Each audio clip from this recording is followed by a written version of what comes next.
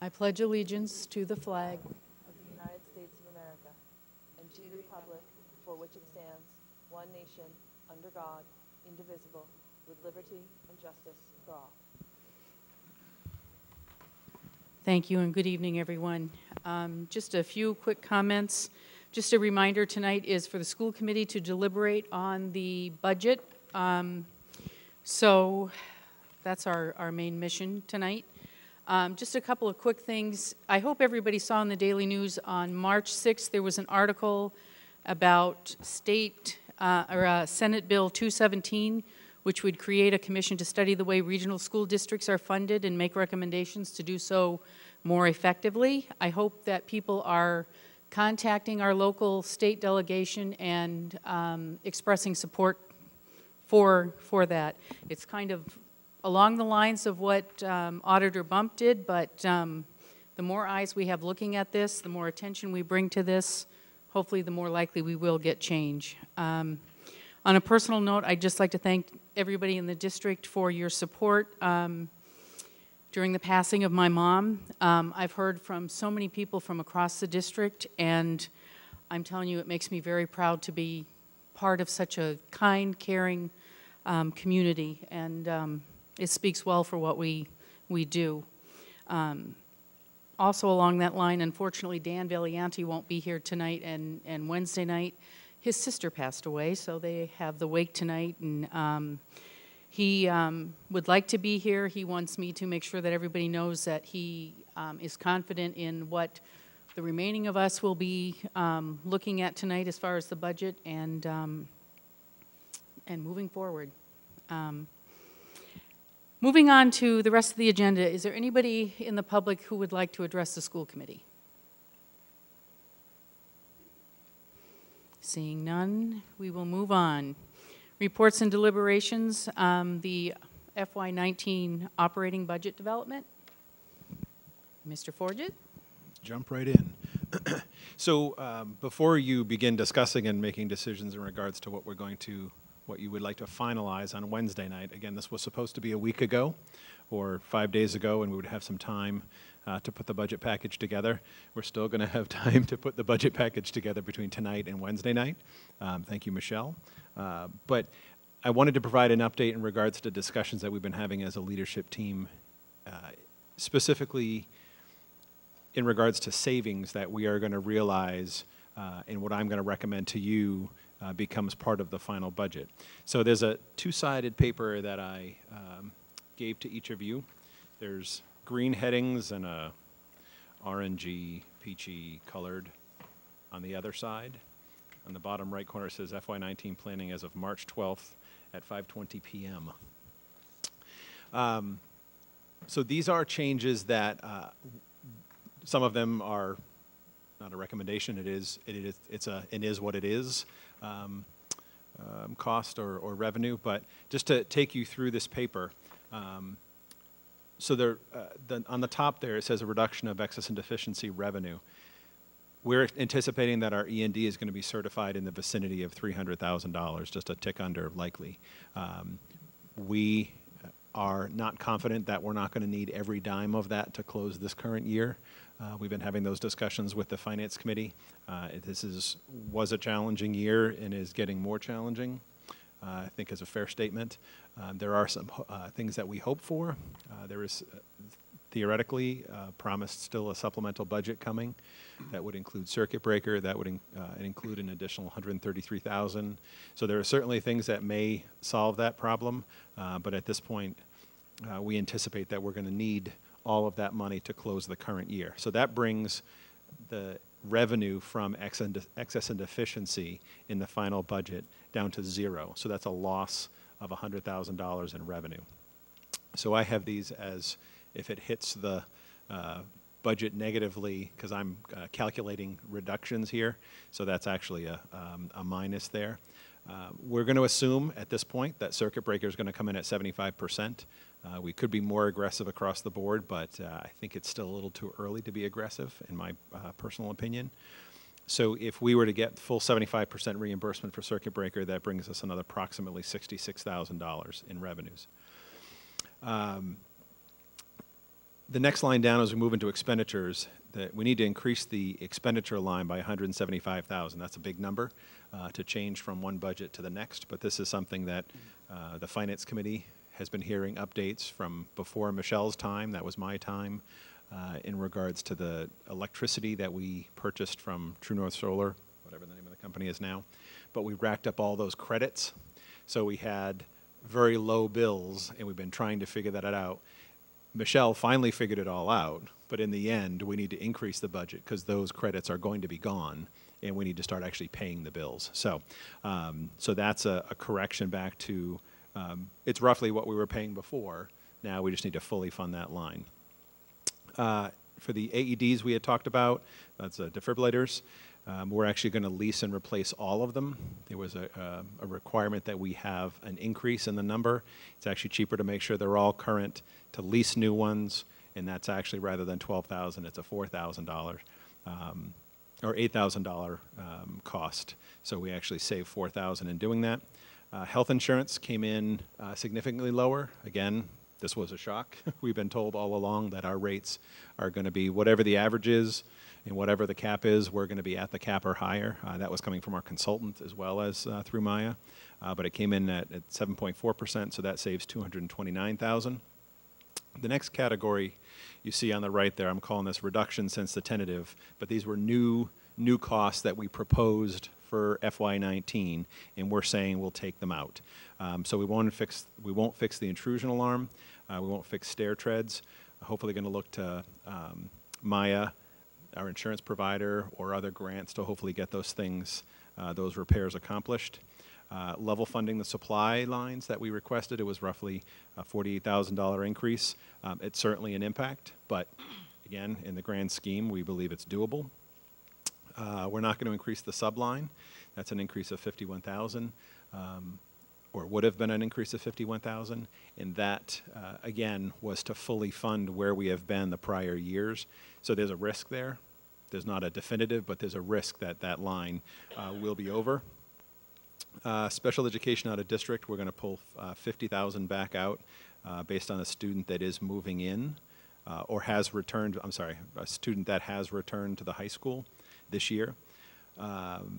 Math specialists, rather than including or increasing them to full-time, the cost of $114,000, almost $115,000 we had included in the budget to bring them to full-time, we'll take that out so they remain exactly as they are today.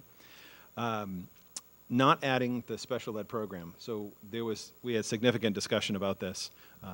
The proposal for $160,000 would fund a teacher and a few instructional assistants.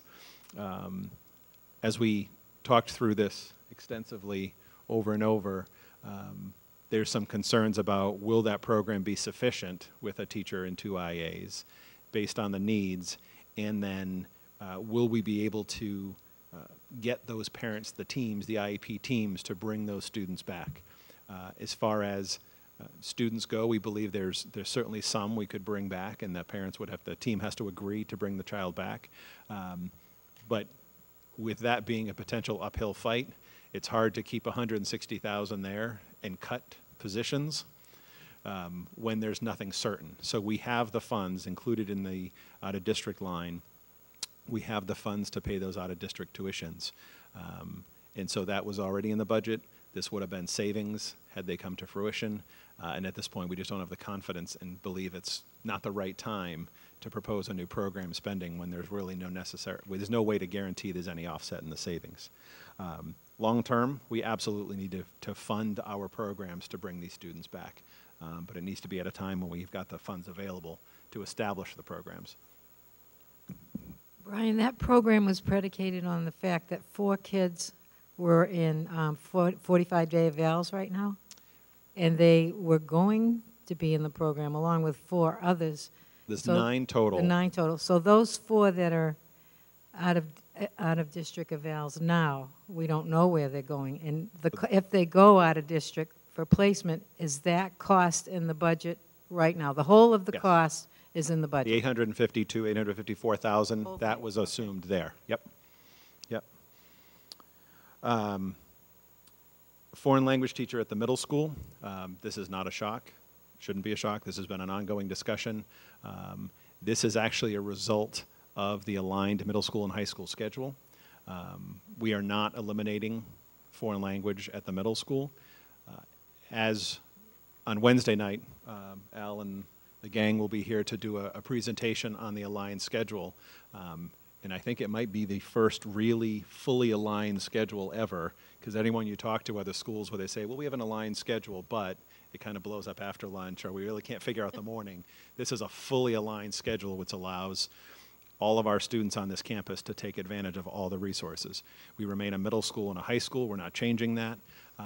But to align the schedule, we need to dismantle the team structure, and foreign language moves out of a core and into, it's not a fully elective. Students will still take 2 years of a language, but rather than having it where there's the current thinking is rather than having a kind of an exploratory the first 2 years and making a decision the second, they'll have 2 full years of a language with each, whether it's a half a year of each, full year of each. That's still to be determined. So I don't want to steal the thunder, because there's a lot of other positives, like rather than students having PE just for the first quarter of their 7th grade and the last quarter of 8th grade, they're going to get PE twice a week, twice a cycle for their entire middle school career. So there are a lot of positives, but as a result of that, there is a loss of one middle school teacher that is really the schedule can fill. High school FTE reductions. This is actually a reduction in sections. Tim Ruggieri, Megan Ober, myself sat, as well as with Kim Croto, and looked through course enrollments. This is not, again, we keep having this discussion with the high school level. There's a lot of small classes that we could target, but you're going to target breadth of programming. So the arts, AP, all these programs that tend to have smaller enrollments, we haven't targeted those specifically. What these FTEs are reductions within departments that allow us to collapse sections. So if there were 3, I'm making this up, 3 core history classes, we're going to run 2 sections rather than 3. So rather than having smaller sections, there's 2 larger sections of 20s, low 20s. So this is not extensive. I think if we get to Plan B, we're going to have to look at, obviously, a much more extensive reduction. But for this right now, we'll call this is trimming that we can do due to attrition. As class sizes are shrinking, as our total student population is shrinking, we already have the reduction of 1 Newbury Elementary teacher this year in the tentative budget, and obviously that would stay in the final budget. And so similar to that, this is the result of a smaller student population. So that's a significant savings of $170,000. We're proposing that we currently have a director of technology, we have a network and information systems administrator, we have 2 technicians, and we have a data specialist. We believe, and again, this will mostly fall back on the director of technology, but in the spirit of what can we survive with, we believe we can survive with a half-time data support specialist. Obviously, a full-time is great. There's amazing things that we can do to help us work with data and manage data. But at the end of the day, the spirit behind this list is how can we survive with what we have? So we're looking at a reduction, bringing that to half-time. You'll also remember we had reduced a payroll clerk in our office. We are not yet convinced we can do it without a clerk entirely, but we believe we can do it with the half-time. So this reflects the half-time reduction of that clerk in our office as well. You'll see here we're putting in, it's a negative because I'm calculating savings, but we're putting in late buses. We're putting in $50,000 for late buses. The exact schedule of what that would mean is to be determined. That would probably do 2 or 3 days at the middle and high school, maybe a day at Salisbury Elementary. So we're still trying to assess where the greatest need is and where the biggest impact has been since the late buses were reduced this year. Unequivocally, there has been a significant impact at this campus, the middle school, high school campus. The impact has been less at Newbury and Pine Grove, and there also has been an impact at Salisbury. So at this point, putting in 50,000, exactly what that does, obviously we'll have to wait and see. But we believe it's important. We're hearing that there is a significant impact for a large number of students who aren't able to take advantage of programming, extra help, after-school activities, that we believe is a problem we'd like to fix. And then we're going to put down a placeholder of 50,000 for savings for kindergarten and preschool. There'll be the enrollment for kindergarten and preschool is happening as we speak. There's no definitive number yet, but we believe that the number will be lower than it is now as far as the number of sections we'll be running. I'm not prepared to tell you it'll be one less section at Pine Grove or Salisbury, but the calculations and the totals are looking like they would be at least maybe a couple half-time kindergarten teachers that we can reduce without impacting programming, and then some preschool as well.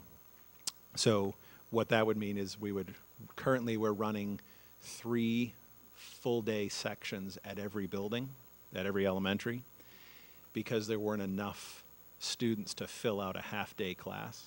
And again, they're far from finalized, but if there's enough for a half-day class, we would run 2 full-day sections and a half-day section. So rather than paying for that second full day, the second half of that third full-day class, it would be 2.5 sections, which is the way it was previously. We all like the progress we've made in having 3 full-day sections because it's easier to get students into those sections. But again, trimming back to where can we be and survive at this point, we believe there's going to be some savings there. So all told, that's a total of $751,499. Again, that's today. Things could change in 48 hours. But as of tonight at 5:20 p.m., as you can see in the bottom right, that's what the numbers look like. And so what that would do, you can see below what that would do to the assessment. So Newbury's assessment would drop to 659, which is a 7.66% increase. Rowley would drop to 732,683 for a 7.61% increase. And Salisbury would drop to 878,277 for a 7.95% increase. So I'm going to go on record saying that I don't believe that's a slam dunk. I still don't think those are numbers the towns can support, at least without an override. So what we've heard is the towns, my understanding at this point is the towns are supporting an override, but there's considerable concern that the override won't pass. So I was hoping to tease this. If you turn the page over, hoping to tease this side of the paper out a little more, but unfortunately we've had days off and other things grabbing everyone's attention, some of them far more public than others. So just some thinking to kind of to get a sense of where we're at now to kind of take it as a plan B. So what happens if the override doesn't pass, the towns aren't in support of these budgets, or the budget that would be reflective on the green side. So starting up at the top, if we assumed $50 per pupil minimum aid rather than $20, that would bring in another close to $72,000. If we made it halfway to closing the gap for regional transportation, that's roughly $325,000. Put in another $150 in regional transportation, and we're halfway to that gap. This we have a way to go because we wouldn't know the soonest we could know would be April 30th, right, which is the second town meeting. Likely, we're not going to know until April 8th, which is the override vote. 9th, sorry. May 8th. What did I say? April. You know what you meant. Is it almost June? So on May 8th, for the override vote, that would be when we would be coming back. So at your May meeting, we want to be in a place to say, okay, if that fails, then here's plan B. So we might have some more clarity. We might be getting no more regional transportation, which means we need to cut more further down. So there's some lines as far as Chromebooks for special education that we would pull out. The 12,000 for textbooks is actually a number that wasn't an increase. It was actually an adoption assumed. We could postpone that. 20,000 for professional development is all the money that Kim has at her disposal, basically, to bring in PD, to send to, generally it's been folks, bringing folks in to train math and focus bite my tongue. STEM scopes and Inspire is the word I was looking for, thank you. So there's certainly lots of things that we've done with that money, but again, if we're talking Plan B, we're talking pretty significant cuts. Special education transportation, you remember there was a discussion that we're not yet completely convinced will save money, but for athletics to lease a couple, basically, minibuses or vans, and in doing so, coaches would be able to drive teams, saving a significant amount of money for those short trips. So maybe there's a way, whether it be for vocational work or short trips around, rather than paying for a van, we could use those vans the same way and realize some savings. In this scenario, we would certainly remove the 50,000 that we added back in on the other side for late buses. Talked about having no substitutes at the high school.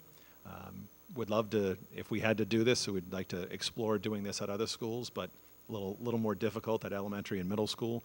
But at the high school level, basically if a teacher's out, students, that you would then have a study for that class, and they would be a congregating area where that perpetual study would occur.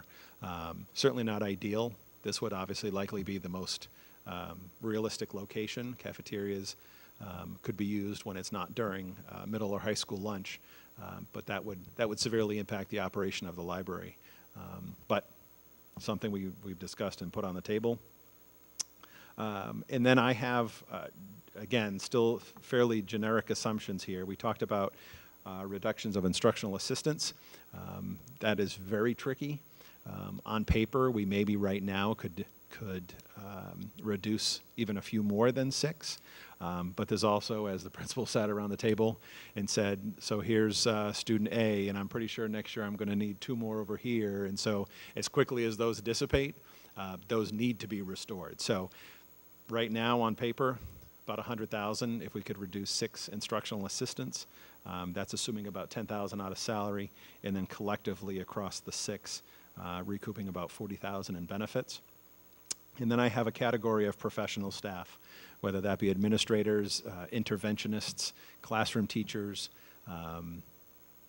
We haven't gotten that far yet, but they're assuming about 35,000 per educator, and that's about 64% of the salary, assuming we would have a set aside for unemployment.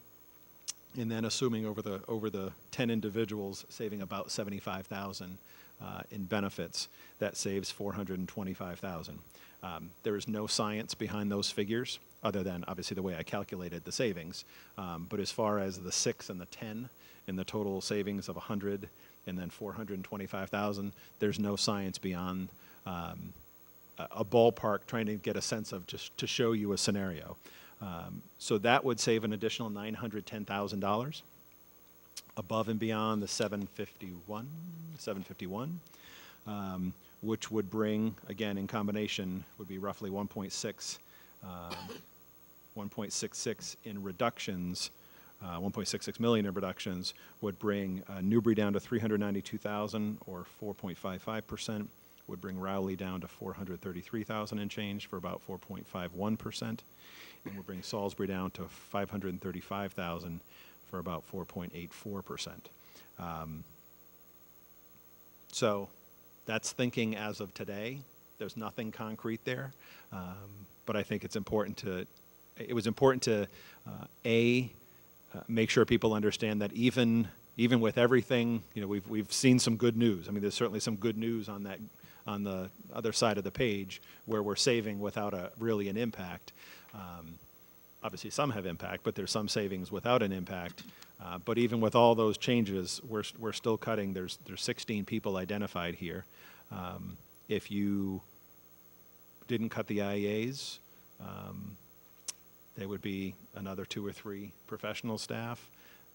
If we didn't realize those Chapter 70 and regional transportation numbers. There's another 225,000. So double that, there's another 5 professional staff. So that 10 could easily be 18, 17. It's certainly too soon to know. And that's also assuming that those ranges of 4.55 to 4.84 are numbers that the towns would support. And then down below, I'm not going to read through the questions, but just some guiding questions that we've been thinking through. Obviously, our purpose has been to make sure we are as efficient as we can be. No one's putting anything on the table on even the side that seems a little less painful lightly, but we're at a place where we need to make sure we're doing absolutely, we are as efficient and lean as we can be. So I'll stop there and see if there's any questions. Anybody have any questions? Monique? I have a couple of questions, and I'll ask if anybody thinks like I do. Those math specialists, instead of cutting all 3, could we have one full-time at the lowest performing school, the school that needs the help the most in math? In other words, have one full-time, 2 half-time. Is that a possibility? And I have another question, so I don't have to interrupt anybody. The high school alignment, when you do that, you mentioned something about teaming at the middle school. Does that mean the teams are gone at the middle school? So that, I think you said that before, but that's not something that the committee has to approve, that's just done? Or how does that work? It's a function of the schedule. So the result wasn't, we didn't go into this with, let's get rid of middle school teams. I don't think anyone looking to align the schedule says, or said, or currently believes that teams are bad. But as a balance of what we gain by aligning the schedule, I personally believe, I think others who have been involved in the process believe there's more to gain than what teams inherently provide. So yes, the answer is yes, that absolutely, there would not be a team structure. Certainly there's other ways that the middle school can talk about social emotional development and building relationships, but the inherent teams, 7-2, 7-3, 8-2, 8-3, right, are the current names. So yeah, 7-2, 7-3, 8-2, and 8-3 would not exist as they currently do. Basically going to be a junior high model now instead of a middle school model? Is that what you're saying? I didn't say that, but I guess if No. that structure alone, Chuck Dodd, no. that would be more middle school or junior high as far as that structure. Yep. Brian, Yes. your administration thinks that's a better idea? Given the than benefits, teaming for middle school? given the benefits of what it affords for the students, yes. I wish we were doing the presentation tonight.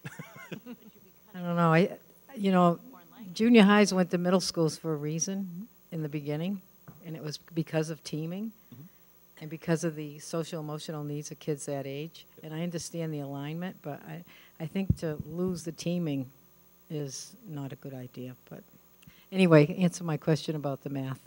So the other question was, could we do a full-time at one school and two part-times at the other? Absolutely. There's no requirement. I would say, correct if I'm wrong, I believe there's a need for math support at all 3 schools right now. A pretty strong need. And I will say, did we ever try one share? We've tried the We've tried shared. sharing, which is a little bit different than what you're talking about, but when you share one math specialist, the time that it takes to Yeah. go back and forth, and then just developing the trust and the relationships with teachers as they go into a different school, it can be a little bit tricky.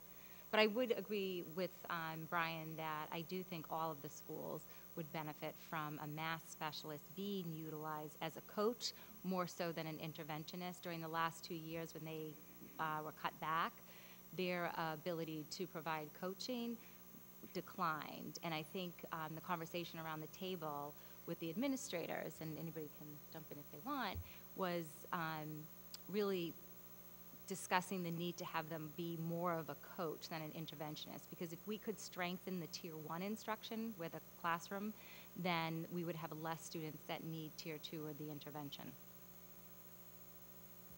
So. Paul? Brian, I just, well, everyone, I want to explain that I strongly support what Monique said about dismantling of the teams, especially in light of David's prognosis for the future that we're going to have more social emotional problems down the road. I think we're creating a real problem there. But moving on to my other question, that is the alignment of the schedule specifically references the loss of a middle school foreign language teacher. Below that, there's the FTE reductions of $170,000. Does the alignment of the two schedules have an impact on that 170, or is that totally separate? That is totally separate. Yep. So by aligning the schedules, the best we're really going to do in terms of FTE professionals is one middle school teacher? Well, ultimately in the future. So immediately, yes. So the immediate change is foreign language doesn't go away. It goes from 3 teachers to 2 teachers, and all students still take a foreign language. It's just not a core block. So rather than there being 5 core classes, there's 4 core, and foreign language goes into the unified arts rotation, to use middle school lingo. So students will still take 2 years of a foreign language. The high school savings, it's roughly 2.6 FTEs total, I believe, is a smattering of pulling sections here and there based on where we can collapse sections to offer a similar class, combine 2 sections. So is there an impact? Yes, there certainly will be some students who wanted to take a course, and rather than having it offered 3 times, it's only offered 2 times. So by having them having to choose A or B and not C, it impacts something else they want to take. So there's absolutely an impact, but given the numbers but it's mostly in those core classes, again, we felt like there was a place we could save money due to attrition. And like I said, I wish we had known we were meeting tonight rather than last week. I would have had the gang come and make the presentation about the schedule tonight, so you can hear the full impact. This is one piece. You're looking at the one obviously negative impact in a budget. It's obviously positive to the budget bottom line, but negative is in regards to a change in a program. But we'll certainly on Wednesday night have a more detailed presentation of why we believe the way that we're proposing. There's no way to align the schedule with teams. That's been, is that a fair statement?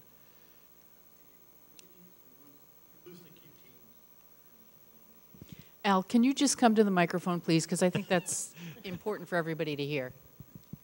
You have your whole presentation prepared, ready, go. We could initially keep teams together loosely. You lose the flexibility of moving students around if you keep adhering to teams. So the schedule is such we're going to have more of the 3x3 kind classes like the high school does, every other day type things. And when you're trying to schedule kids into band and things like that, you lose the flexibility of moving kids around if you're solidly on teams. Can we keep teams together on floors as they are now? Of course, we can keep them there. We've already talked about trying to reduce the amount of travel kids have to do up and down when we do the scheduling. This budget was, this schedule was prepared to try to be a long-term thing. And we've already discussed 10 to 18 teachers perhaps, or district personnel. Those people are going to have to come from somewhere, and I don't see them coming from elementary school. So in this schedule, there will be some flexibility if we have to get to that point where high school and middle school teachers can kind of absorb each other's sections, and we can move people back and forth. I mean, I think ultimately down the road, that's what we're looking at as our enrollment decreases. So there's a short term to this, and there's a long term to it, is the easiest way to say it. We're in the short term piece right now. Thank you. Paul, did you have further questions? Just one quick follow-up. Not to get into the big discussion of the alignment of the schedule, but do you presently have any middle school students that participate in anything at all in the high school, like the arts? Not presently, just because the schedule doesn't allow it. It's So that's tough. certainly We're on a some totally different benefit schedule. we could gain there Yes. down the road. So next week we'll talk about the G period. And the G period in the middle school schedule is a period that is going to allow for intervention. It's going to allow students to take advantage of just straight up electives that align with their schedule at the high school. It could allow for a 7 through 12, any of the visual and performing arts groups to meet together. So there's again, when we talk about the G period, in my mind, is what it keeps coming back to. There's incredible opportunity that you're not seeing reflected here. Yep. Maureen. Brian, when you talk about the high school reductions and you were talking about those small groups, can you say what those are, what classes those are that would be It eliminated? was, so there was no Englishes, no maths, there were sciences, there were social studies, there were, what am I missing? Yeah, please, come up to the mic. So I remember there was definitely no English, definitely no math, several. So there were some smaller science classes that, you know, there were like 4 or 5 in the class Yep.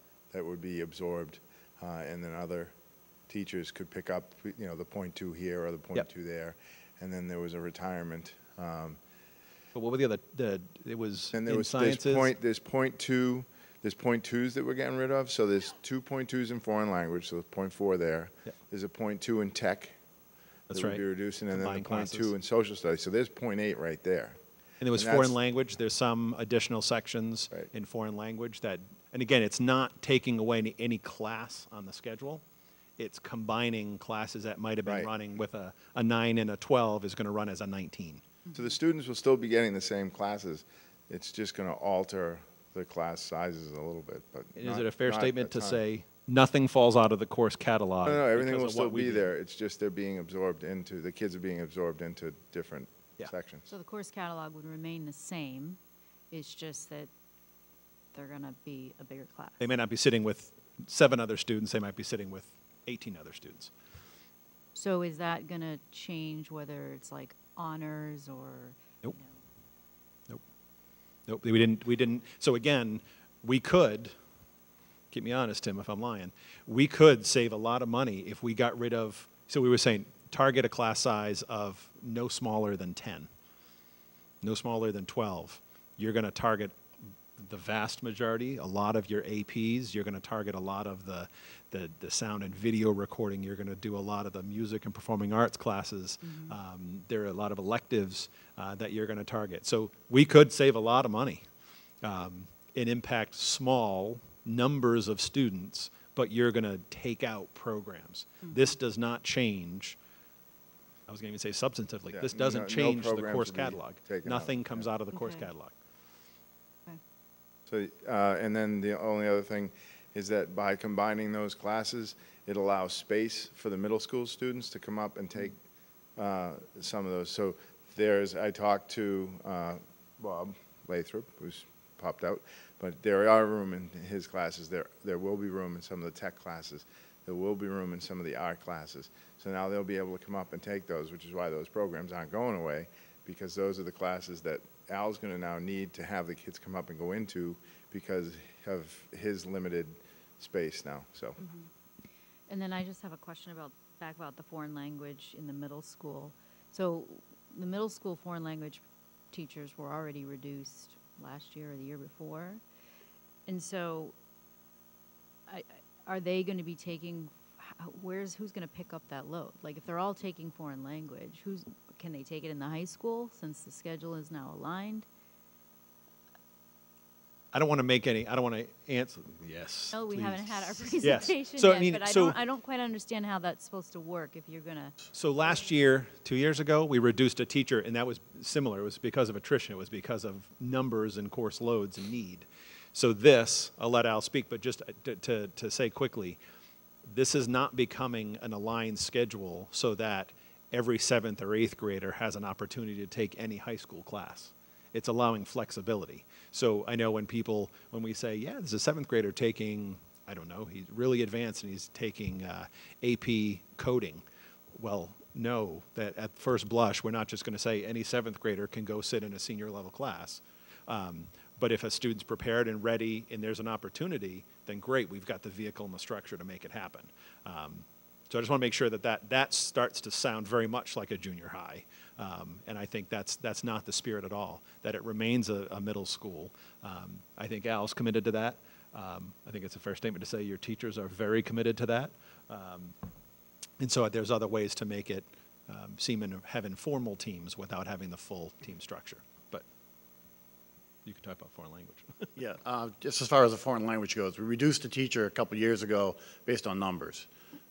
We have quite a number of special ed students that don't take foreign language because they have academic support, and we just had enough to be able to do 3 teachers and service the whole school. The way we're doing it now is because it's being folded into the unified arts rotation. They have every other day classes, so they have, you know, on paper, you know, every other day they have a different class. So, you know, 4 and 4, it's kind of hard to explain, but it's basically they're running double sections, like the high school would do a similar kind of course. So for a French and a Spanish teacher can do all that, there's enough. Now, they've come to me today with another proposal, I'm not going to get into it, which has me thinking a little differently about it, as far as how 8th graders are going to take foreign language, but I'm trying to make it all work, and they just came to me this morning with it. I hadn't thought about it that way. It's more of a full-time role for 8th graders, so I might be able to talk about that a little bit more Wednesday. Is that it? But it's still going to be a work in progress until next year. At the high school, there's not a significant change. There was an AM and a PM rotation. Now it's a full rotation, so there are some changes, an extended block. But the big change as far as the structure is for the middle school. And I think that the hope is that we consider this a draft, we move forward, and continue to refine it, and every year it gets better and better as far as what opportunities students have. Marissa?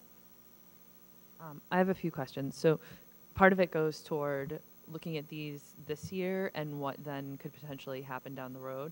So in the health insurance savings, and maybe this is a Michelle question, I know the original thing was that we had a certain number of claims over $50,000 and that was driving up our costs. Did that in fact not happen, or is this a situation where we're seeing a decreased amount this year and potentially next year? I'm just trying to get if this is a putting off or a really we're staying lower. It's a little bit of both, actually. Some of our claims have fallen off, whether it be employees that are no longer with us, not as they're no longer working for us. But we do have some significant claims out there, long-term claims that are not going away. So it's a little bit of both. Being part of the pool, the Maya pool, really helped us because some of our other, as I say, some of the other districts around us actually have higher claims. So by them having higher claims than us, it actually brought us more to the middle of the group. A district that has lower claims actually came in really, really low in terms of their increase. So by being part of the pool, it actually decreased our cost increase. Next year, we do have the PEC agreement that we will be negotiating.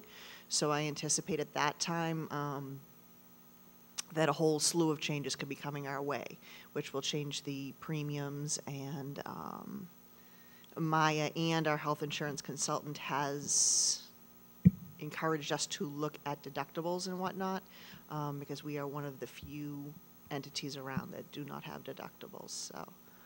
But that's something that can't be changed for this coming year. So we'll be looking at that for FY20. So with some structured changes, we hope that we're able to keep the health insurance increase in line for next year as well. We do anticipate, taking those changes will help us. But this year, really being part of that Maya pool and not being out on our own really is what helped us keep this a little bit lower than we had expected.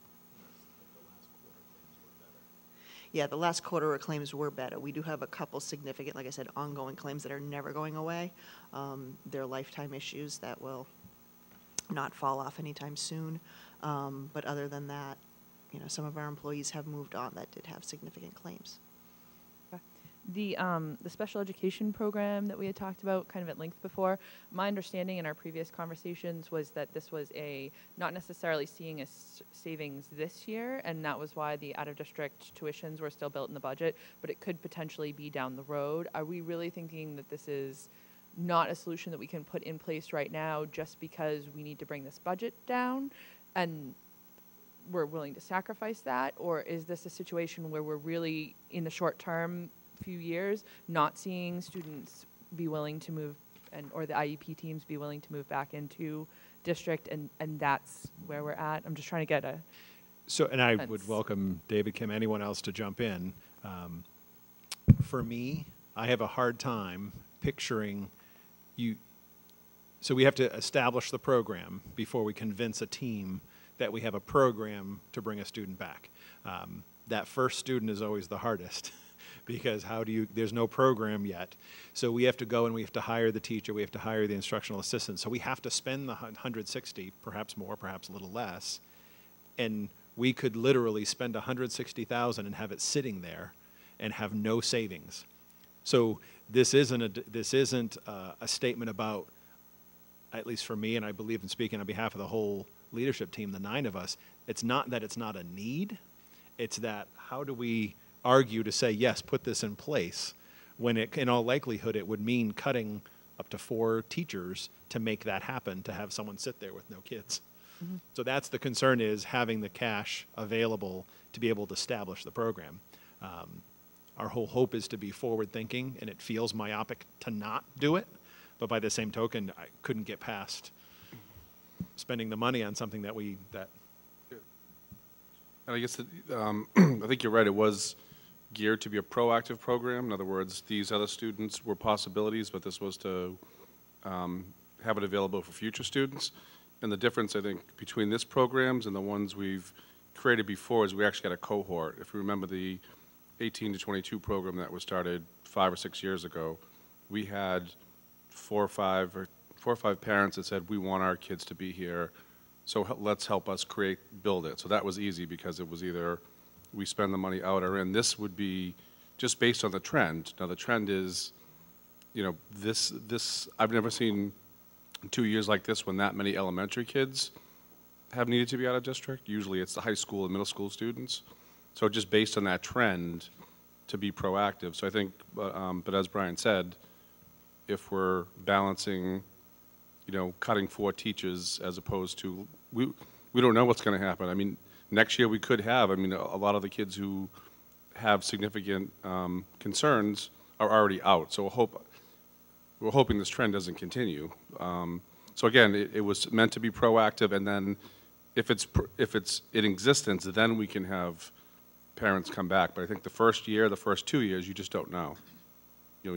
People want to see it in action. If a parent has an attorney or representation, they want to come see what you're offering, not just, we have this idea. So the first year is a leap of faith.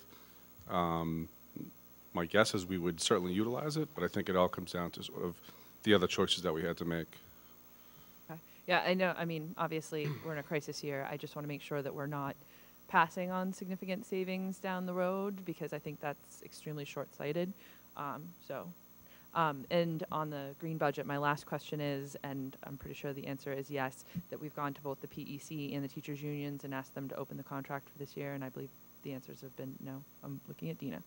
PEC was a flat-out no. Mm-hmm. PNN, for the contract, we are trying to arrange a meeting with them we will present to them what our issues are. They could still say, no, they're not interested. I'm sure the teachers are following this, so the fact that they are willing to even set up a meeting indicates to me that they know how dire the situation is, and hopefully we'll be leaning towards that. But I can't speak for them and say they're going to come to the table and say, yes, we'll open the contract, because they have not indicated that at all so far. So that's very appreciated, obviously. And would that be happening before Wednesday? No. Okay. I didn't think so. I was going to say. No. During Good, the not blizzard. that good. Yes. Okay. And on the other side, I just had 2 quick questions. The students gathering for the very large study in the library, instead of having substitutes at the high school, is there an assumed cost in there for additional staffing at the library? This seems like we're taking supervisory positions, and are we replacing or supplementing those here in that situation? It would have to become duties. It would be rolled into the Okay. duty schedule. Okay, and then would there be a certain point at which there had been so many classes of that particular, or so many sections of it, or so many instances of that particular class that there had not been a substitute for and there had been extended absences by the teacher, that we would be, I just want to make sure that there's not going to be a situation where all of a sudden there's 10 classes missed or 10 instances of one particular class missed, and we have these students that are just essentially not getting the substance of the class. I was just going to add, I know there was a situation last year where a teacher went out, you know, for a length of time. So how would that, they had to get a sub, you know? Absolutely. So any extended absence, we would absolutely get a sub. And again, this is thinking that we may have to do in May that's not fully baked yet. I hate this idea. I unequivocally think it is I think you're asking the for a ticking lot of time problems. bomb. That's a bad analogy, but it is just asking for trouble. So we could take that off and put one more professional staff that we have to cut. But that's where we were, you know, these are the discussions we're having, you know, those guiding questions about what has the least impact on instruction. We looked at, can we increase fees? Can we, you know, administratively, what can we do differently? I mean, we talked about administrators, and we can't evaluate all the teachers in the building with just principals. We can't do it. It won't happen. So, I mean, we've gone through every nook and cranny to say, where can we change? And so this was something, can we do it? Absolutely. And I have every confidence Tim will make it work as best he can. But it is asking for problems, unequivocally.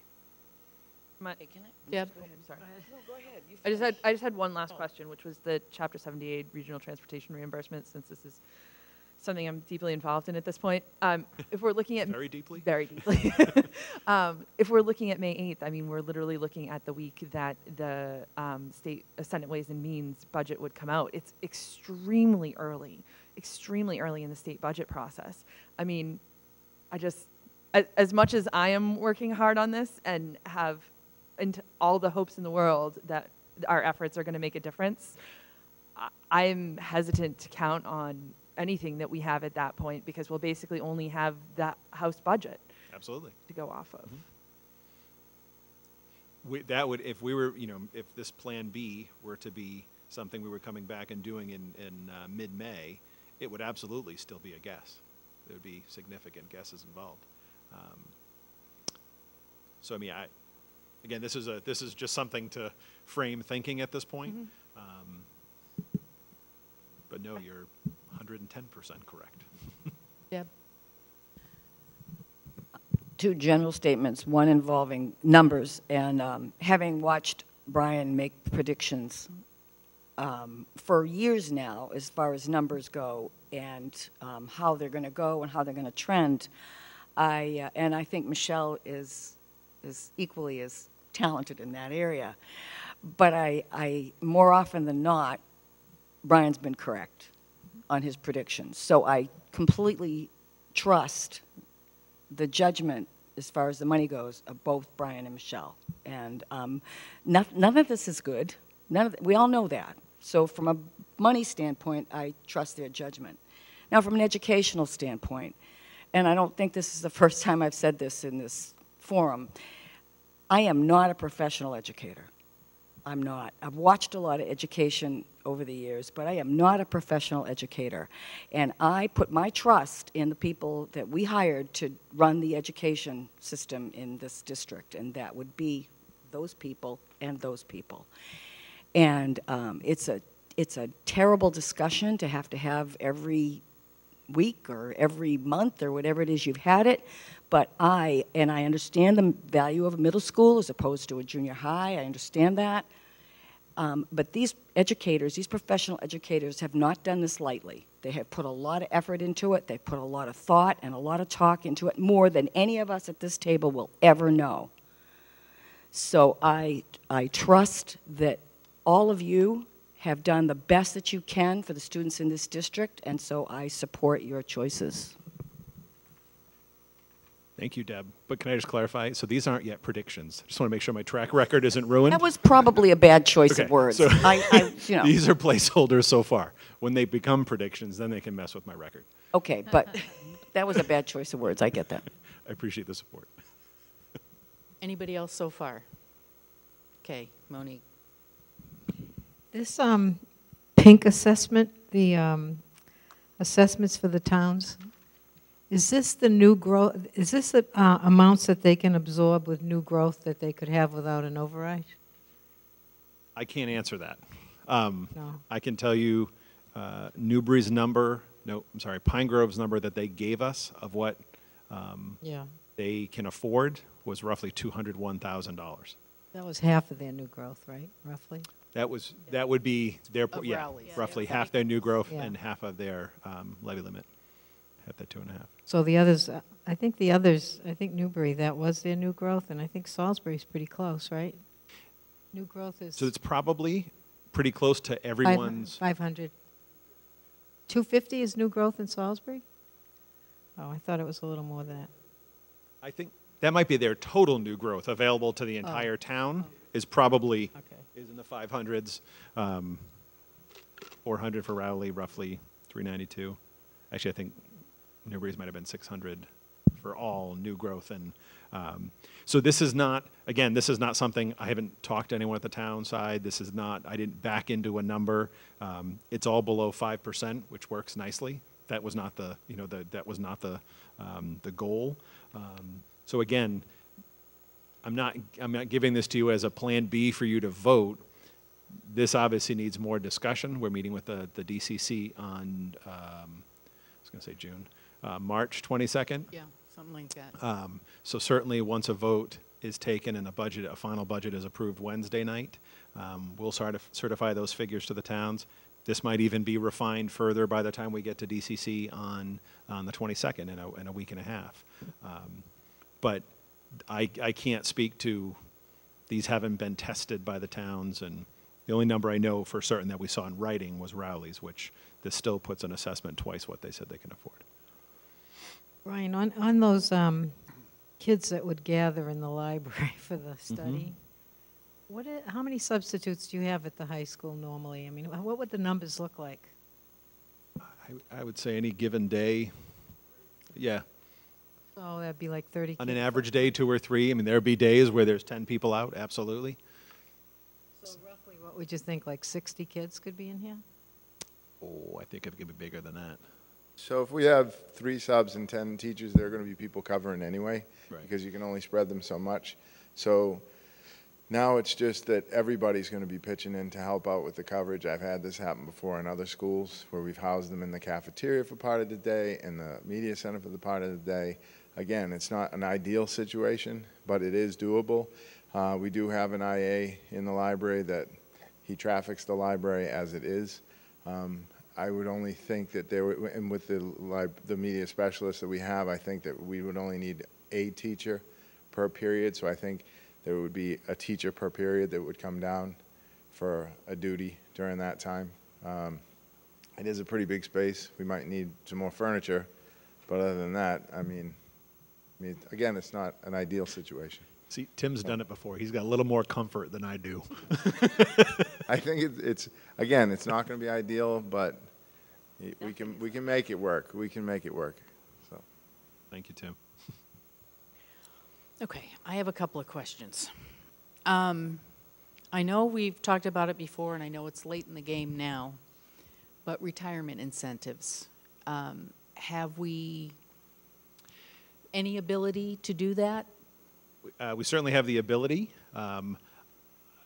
Did a quick assessment, and the problem is with the number of people who we already know are retiring, and you have to have everything has to align perfectly. Because if there's an incentive, I think the last time we did it, it was $15,000. You have to pay that incentive, obviously fairly, to anyone who's retiring. So if we know there's a handful who are retiring, and we know there's a handful of folks who are on that cusp and could be incentivized to retire, then it works. At this point, the cusp doesn't exist, which means we're just going to pay the folks that we already know are retiring. They would deserve a great bonus, but it's not going to yield the savings. Okay, so there's not, No. for this year, it's not going to work. Okay. I just think wanted- I think we're a few years before that looks like that will How many last year? work again. Okay. One of the questions that you posed on the second part of this page is, Do we continue to believe foreign language in the middle school is a priority? I have very mixed feelings about that. I think it is great to offer it as an elective, but I think that if we were truly going to make foreign language a priority in this district, we'd be starting it in the elementary school, not waiting until middle school to expose the kids to foreign language. So that's something that is very distasteful, but I think should be considered. I would certainly rather see that before we consider putting a group of students in this space or in the cafeteria or anything else because we don't have a substitute. I think that's asking for trouble. I also agree with Narissa that I'm really disappointed that we are not, even though this budget is horrific, that we are not looking long-term and keeping that SPED program in the budget. I understand, as David has pointed out, it might take a year or two for that really to see fruition as far as cost savings. But I think that, as David indicated, we're seeing these issues in elementary school students now where we were seeing them in high school and then middle school. That really frightens me. And I think that that trend is only going to continue. Like Deb said, I'm not an educator either, but from what I'm seeing and hearing about, I think that that's very unfortunate. I don't like this budget at all. Can I ask a question about middle school foreign language? Yes. So that question is more speaking to not something we've had a lot of discussion this year about, but I feel like that's come up year over year every time there's a tight budget. That would be talking to completely removing foreign language from the middle school. I understand that. The proposal for the final budget is to reduce one teacher, and so there's still 2 teachers, French I and understand Spanish. that. Okay, just making sure we're... And that's why I say it with hesitation, because I don't want to decimate that, but I'm not quite sure that there's enough value there. If we are going to cut to the bone, which to me this is, I mean, I kind of take issue with what you said before, Brian, about, you know, that we're trying to be as efficient as we can be. We are as efficient as we can be. This is beyond efficiency. This is detrimental as far as I can see. So that's my concern. I understand that we would be taking something away from the middle school, but I also think, you know, unless, like I said, if we were going to do a true foreign language program, we need to start in the elementary school and not wait till the middle school and give them a half a year or 1 year of Spanish or half a year and 1 year of French. I'd like to see more foreign language, quite honestly, at the high school level, but I just think that we need to look at that.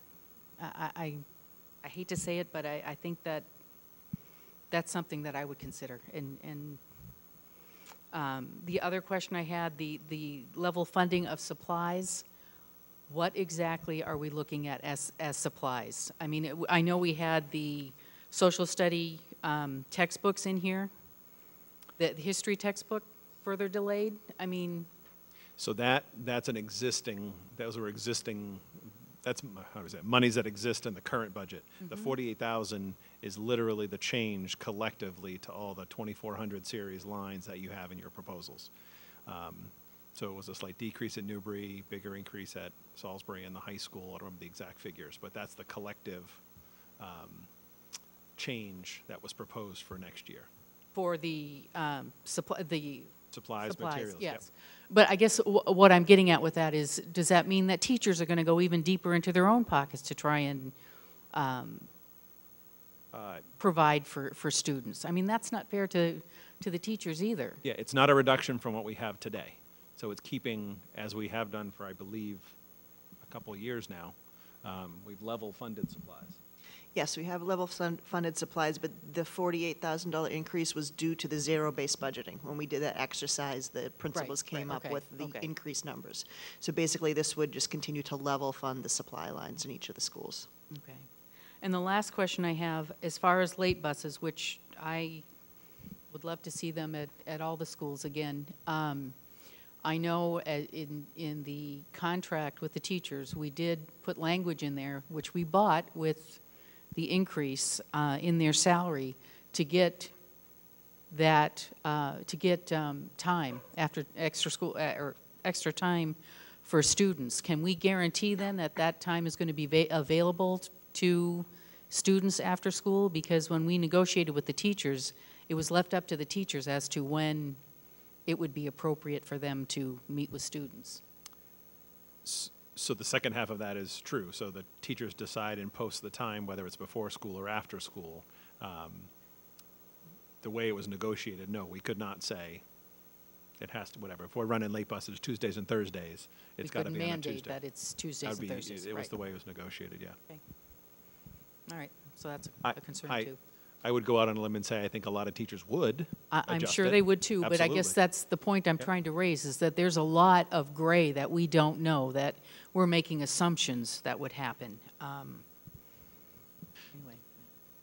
That's true on this entire document. I There's a understand lot that. of Deb?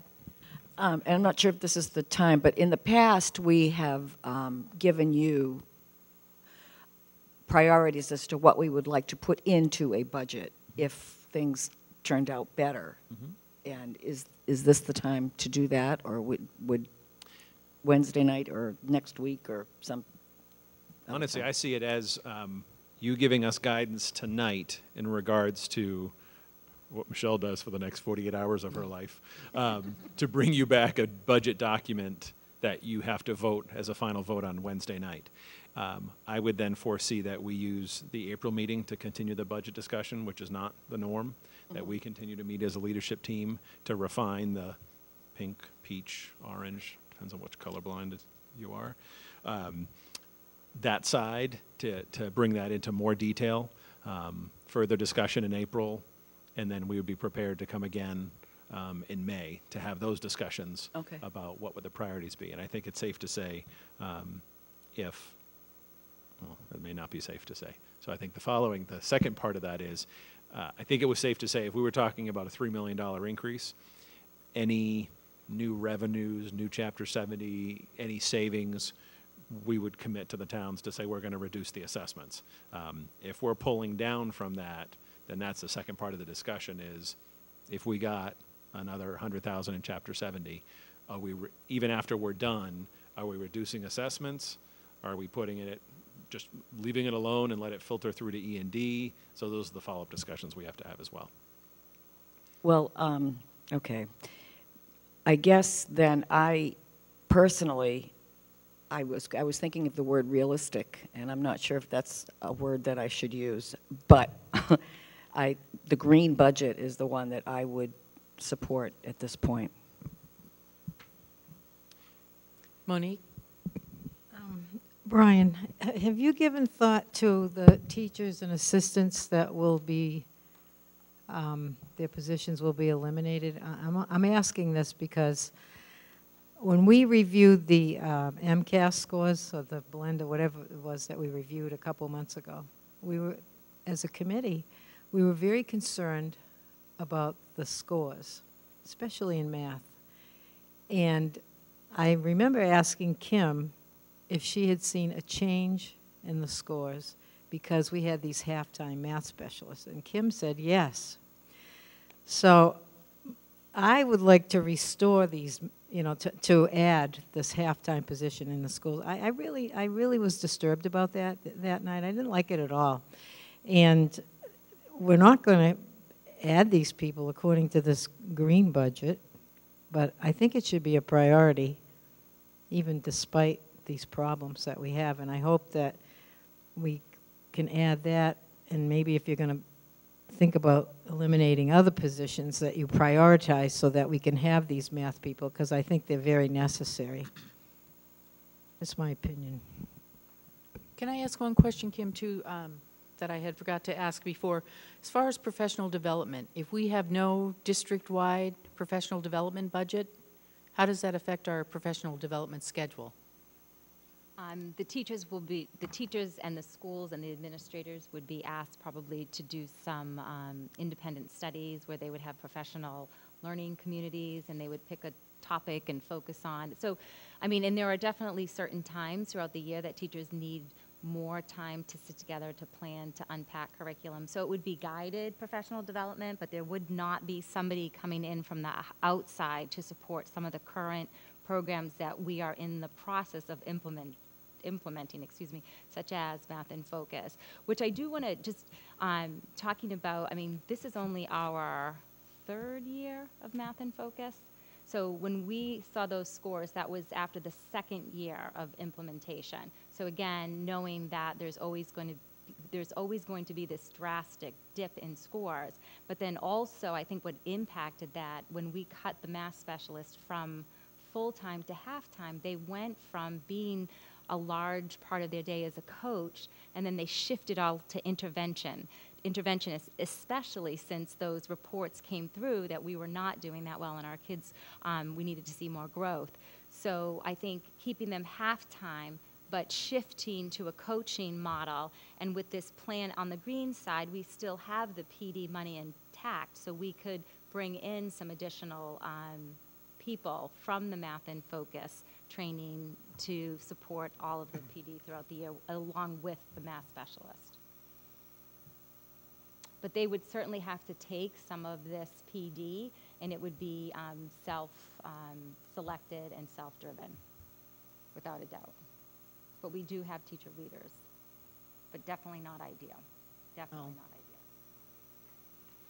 And how do we evaluate that then? How do we evaluate how effective that professional development actually is? So we have a current model right now for independent studies that has certain criteria. So if you want to submit a proposal for PD, there are certain guidelines that you have to meet that are in line with the high quality PD that the state has, as far as what contributes to earning PDPs, which is their professional development points. So we do monitor that. We also monitor they have to have a learning outcome.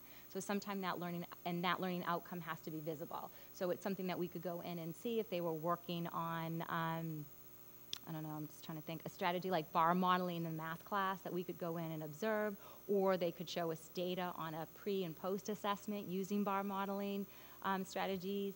So there are definitely certain things that we put out to make sure that it's still high quality PD and that everybody's following the same criteria. And then we have, like, for example, this year, for those who are doing an independent study, we have a celebration of learning where there's going to be an open house where people can come in and see what other teachers have done through their independent study. So I would imagine if we got to that place where we had to cut all of our PD money, we would have to restructure something like that. And that does put an extra burden, to be honest, on the teachers, because now we're asking them to develop their high quality PD. So yeah, it's definitely not ideal, and then they have to take more of that. But if you ask them, would you rather do that or have 35 kids in a class, they would say, we'll do that, because that's the type of professionals that we have. So everybody's making a sacrifice on all of these budgets.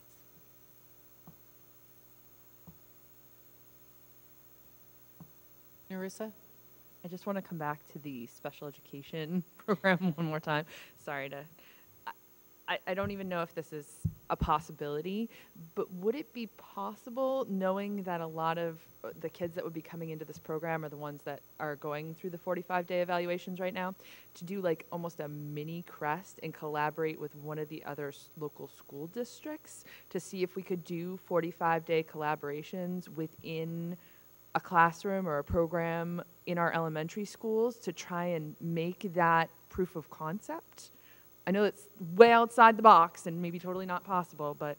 You mean having kids from other town join our program? Yeah, for like, just for like a 45-day evaluation. Could we do those 45-day evaluations that are kind of, my understanding is that's like a test of, does this student need to be in the program long term, or can they return to an inclusive classroom, or, you know, inclusive classroom plus services? Could we do the 45-day evaluations maybe in a program? I mean, you could do anything. There are towns that do those types of things, but I'm very cautious, especially with that population of kids. So in other words, if we're having difficulty sort of managing our own problems, to ask a principal then to take on another student for that time, yeah, we could charge.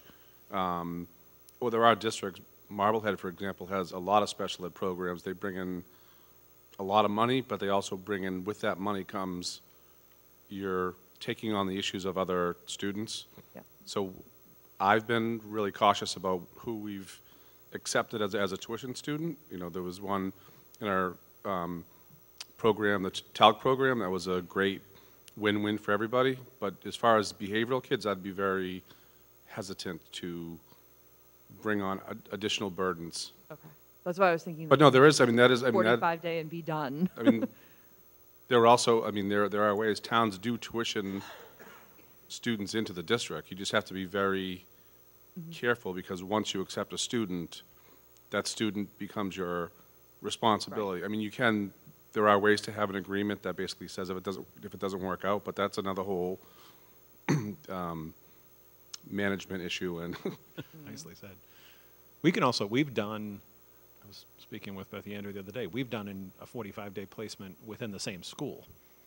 So it's not necessarily there's a specific program that just does 45-day placements. It's a 45-day window to assess, as you basically said, assess the student's needs and whether or not he or she is capable of being in any specific setting and what the real needs are.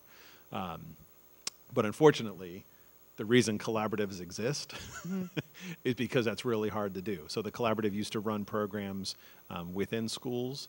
We used to have programs, was it a Crest or North Shore? It was a Crest. It was a Pine Grove. Crest at Pine Grove. You know, running a program within the building. But at the end of the day, a lot of times it's hard to get that critical mass. This is the exact discussion we're having here. It's hard to get that critical mass. And then to coordinate that across 3 districts, well then the amount of work and time and energy and, you know, dollars spent on coordinating it, just pay the 45-day placement to North Shore or Crest or the, you know, another consortium.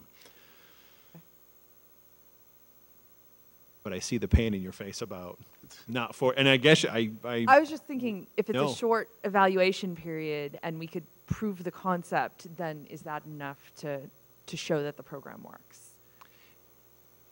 Yeah, I think it's mixing. The 45 days wouldn't be an assessment of the program. It's more of an independent assessment for the child. So you have to have a programming. And then again, it's that if my child that needed to be placed in a program and I took them in and sat there and looked and there's just one other student sitting there, I'm going to kind of feel, okay, just, you know, let me know when there's some other students for my child to interact with. So that's the problem, is getting that critical mass to develop your own program. And then, you know, you said it's hard to, it seems short-sighted to look the savings in the face, but there likely would be savings, but it could be 2-3 years down the road. And are we spending money with zero impact right now when at this moment in time we're in survival mode? the other issue, it could be a conflict with the collaboratives that we're members to, because then we're now competing, going directly towards other school systems, and, you know, whereas it's a different, if we built our own, that's different. We're saying this is what we're doing to help us internally, but if we start, you know, sort of advertising, hey, we have placements, it could be a little bit of a conflict, because that's why we're members of those collaboratives, for those kids that we are saying we can't handle within our school district. But I mean, I like the idea. I believe I'd love to do it. I did it once in Newburyport, and it sounded great on paper, but it did not work out very well. So I've learned my lesson. There's something called stay put, that once you accept a student, no matter what happens, you can be responsible for them. So. Dave, couldn't you have a kid go through a meeting and have the team recommend that a child go in a more restrictive environment and be that class without having a 45-day eval? Yeah. You don't always have to have a 45-day eval. So you actually, if you establish the program, the rest of the district would know that they can refer directly to that class. So that's correct. We would have, if we had a quality program, we could then make the recommendation to say we are recommending our program, and that would put us in a much better legal situation, because right now we don't have anything else to offer if the student needs a contained environment. So yeah, you're right. It would be. So you actually could implement, not for September, and start saying that we have this program for September. But again, and we the don't kids in know- the spring could correct, be yeah. referred for that, right? But we don't know at the moment how many kids are going to be referred for a program like that. Oh, I think if you build it, they will Well, come.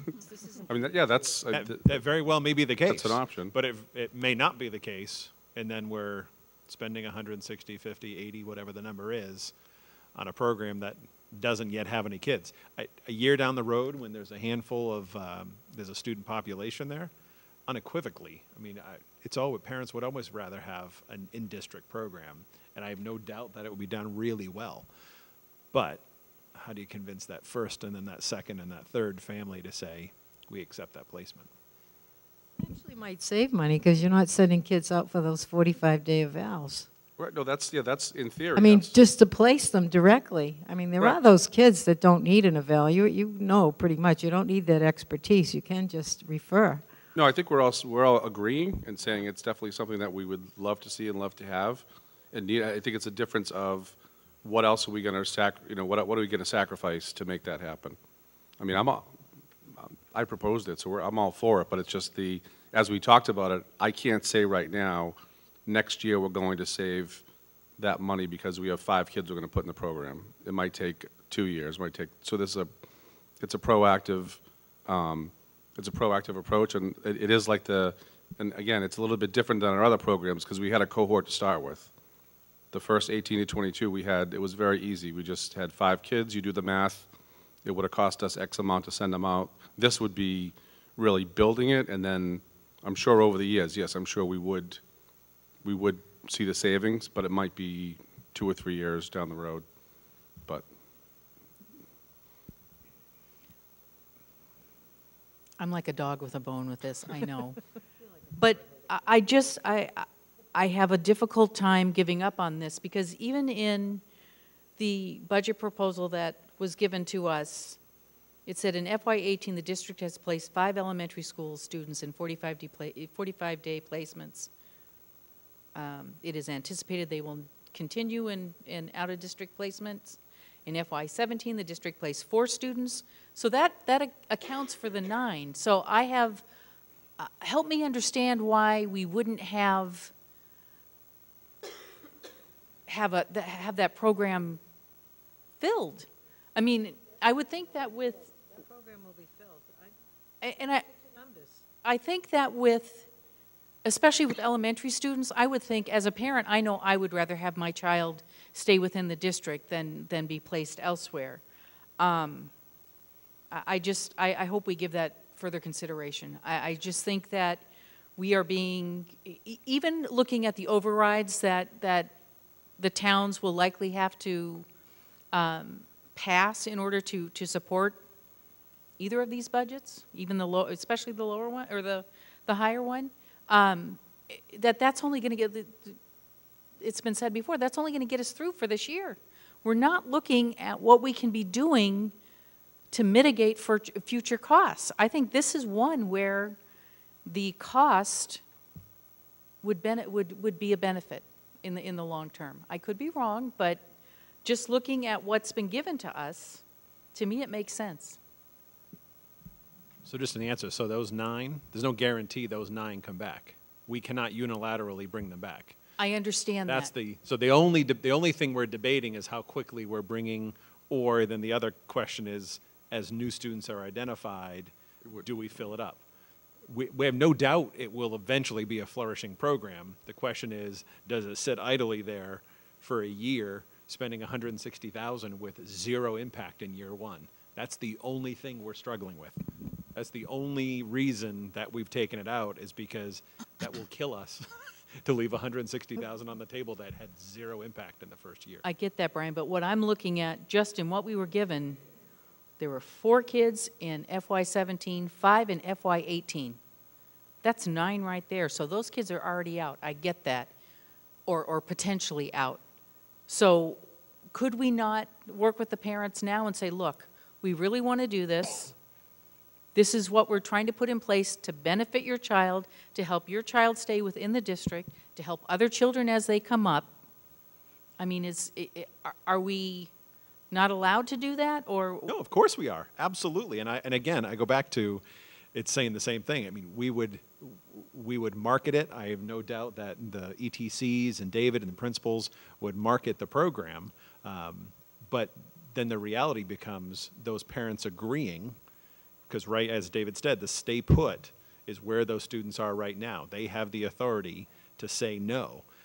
At this point in time, we would guess Newbury is full, has an extensive two autism spectrum disorder programs. Pine Grove, we couldn't put it there just simply because ultimately we said that would be a great location, but they're in the middle of a building project. We can't move that population Right. 17 times in 18 months. So it would be at Salisbury. There are Salisbury, Rowley, and Newbury students who would be impacted. So it's not just a decision to say we like this program. It's also a Newbury family saying my child's going to Salisbury or Pine Grove, saying, and at this point in time, they have the ability to say no because of the stay put. But you wouldn't have to hire everybody all at once. If you only had 2 kids, you just have to hire the teacher, right? You don't have to hire 3 people in September if you have 1 referral. Potentially, yeah. This was. I think this figure was the bare bones to get it started. And obviously, if things might change as far as the staffing level, but these are high intensity kids we're talking about. These are kids that require a lot of management. And I'm looking at, models that are out of district. That might be, 6 to 8 kids with a teacher, two IAs, and then also we have a BCBA in the budget that would be also part of that program, and then it still may require some resources internally that if there was a crisis that a counselor may need to respond. So this is just to get started. This is sort of like the starter kit, if you will, and then would have to, it's the same as our other programs. We started with a figure, and we've built on the program based on its needs, but we've seen the savings in the long term. So, I mean, we're all for it. I don't think there's an argument that we think this is a necessary program, and we feel like we would realize the benefit. I mean, 9 is a huge number. I don't think I've ever seen this in 25 years of that many kids over that short of time. Usually so that's what sort of triggered my sort of thought to say we need to build something here. So I think everybody's for it. I know the principals are for it because the elementary schools spend a lot of time when there's a child with severe needs. These are 1-to-1 ratio students we're talking about. Narissa? We'll let the bone go for now. I do think it's really important. One of your questions on here was about user fees and kindergarten fees and things like that. I think it's an important conversation to have because it's a conversation that we've had in our communities a number of times. Mm-hmm. My view on it has kind of been that our fees are high or at a barely sustainable level where they're at for many of the families in our district, and we already have students that are losing out on opportunities because of the fees being there, even with the ability to decrease a fee based on income level. But I just wanted to throw that out to the committee because I feel like it's a conversation that we need to have. And maybe I'm the only one with thoughts. No, I was going to say, I agree with you, Narissa. As we've mentioned before, and I know the superintendent has said before too, he would like to get rid of the parking fees, the athletic fees, all of that. I do agree that that is a stumbling block for a lot of students to be able to participate in some of the athletics or enrichment activities. I just, this is not easy. Maureen? I was just going to say, I think if that's something that we look at, I think it would only be fair that it would have to be across the board. You can't just identify, like, we're going to pick one, we're going to raise kindergarten fees, or I just think it would have to be across the board. If you're going to raise them, you raise them for all. I don't know how you pick one. I don't think fees should be raised. I mean, I don't think fees should be raised either, but I'm just saying that if that's something that we're looking at, I don't think it's fair to just isolate 1 or 2 and say, well, we're going to raise these and not the others. I mean, I don't think we should. I don't want to see this happen, but if that's the route we choose to go, it should be equitable across the board. Paul? I just want to throw out something new, Brian. I think to the extent that you've been able to potentially realize $170,000 in FTE savings at the high school by looking at some science and some history, I think to the extent you all deem it appropriate, I think it should be across the board in the high school and take a look at everything to see if any further reductions can be made, because personally, I don't have a problem with a class of 9 being collapsed into a class of 10. That's just me. I think it's time, because of the dire urgency of this budget, that we need to take a real hard look at some of that. Absolutely, and that was done, and I will give Megan and Tim credit for that. That went through it with a fine-tooth comb. Where we landed in taking the FTEs out, we didn't take any out of math and English because the class numbers just didn't allow it. But it's not like we looked at certain sections and said, how about we take this? It was take thresholds of classes and then go into, okay, we're not going to change class offerings. And then where we could take sections, we took sections. So it was a comprehensive review. I just want to throw something in there too. We're already down an English teacher. So That's true. we cut an English teacher 2 years ago. Last year, yeah. So, yeah. Anybody else have any other comments? I appreciate you putting these framing and guiding questions on the bottom here. I think one that we haven't touched yet that I know when I was looking at the public hearing that I missed, there was conversation, there has been in the past, about class sizes and what the impact is on being able to educate these students, being able to, excuse me, differentiate the classwork for these students. Has the leadership team given that any further thought? Are you willing to move on some of those class sizes, and if so, at what levels?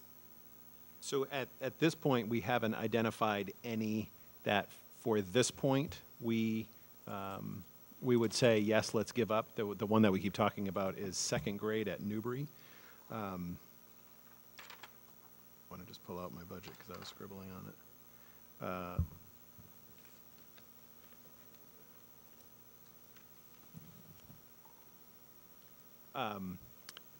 So if we were to reduce, actually put around the table in front of you, it's just Newbury in its second grade. And actually Monique had asked the question about what type of fluctuation we see over the summer. Newbury tends to very rarely lose students. They tend to add students that move in over the summer. But this was, so the question specific was to look at that second grade, which on paper is projected to have 3 sections that would be 14, 15, and 16. The update of what you have in front of you is that we've actually already registered 1 new student who would begin next year. So that would be 15, 15, 16. If we made it 2 sections, it would be 23, 23 for second grade. Was that class 2 kindergartens? Yes. So that class was 2 classes in kindergarten with some really big classes. And that is not the best situation for those students. So at this point, when I do the quick math of reducing sections, that's the one that jumps out as the most able to target. Across the board at Newbury, besides that, we're into the 26, 27 at kindergarten, 28s, 9s, some 30s, upper 20s. At Pine Grove, we're upper 20s, mid 30s in some cases. Salisbury, we're into the mid-upper 20s to low 30s. So as far as class sizes, is the question, have we identified where we would make those cuts?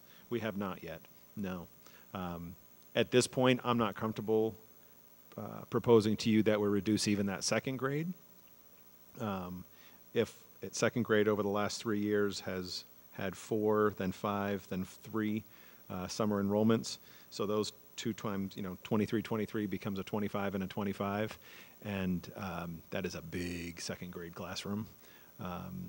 So at this point, I would not suggest that. Certainly it's your prerogative if you decide to make changes. But, No, I think it's just important to yeah, note that those conversations have been going on. Absolutely. It's not, yes, I guess my point in asking that is that everything that we can look at has been looked at. Absolutely. And that what is being presented is the best that can be delivered. Absolutely. Given the That's circumstances, so. good point. You know, to Paul's point about the high school, again, it was looked at stem to stern, everywhere we can find. It's easier at the high school to take a 0.2 because it's a section. At the elementary, you're taking a full FTE, and it has a more drastic ripple effect. But absolutely, every class size, and that's been a discussion. Certainly, the principals would love to speak about this. It's a hard decision when we start talking about interventionists, coaches, and classroom teachers, and then you even look to administrative support and the amount, how the number of positions that have been trimmed back, and the roles that are being filled by several. What formerly was done by several people is now done by a single person. So there certainly hasn't been a stone unturned. With new responsibilities added over the years, too. The Because day. as you were saying that, Brian, I remember when I was first on the committee, we had a 7 through 12 administrator, a Yep. K through Yeah, so we'll- 6, we'll which is pick all on- Kim. We'll pick on Kim and the Yeah. support of Kim. So there was formerly an early childhood coordinator, there was a Right. special programs coordinator, there was an elementary administrator, a secondary administrator, and there was one other position of.